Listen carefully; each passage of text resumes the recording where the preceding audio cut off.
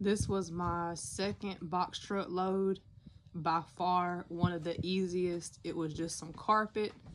That's what that looks like loaded up in the back of the truck. And it was $550 to go from Dalton, Georgia to Charlotte, North Carolina, which is an easy drive. And all they did was just like put the carpet in the back of the truck when I got to the dock. And then when I got to the drop off, they came and picked it up off the truck. So I had to literally do nothing except drive. Easy $550. Tap in, follow your dreams. Let's get it, box truck gang.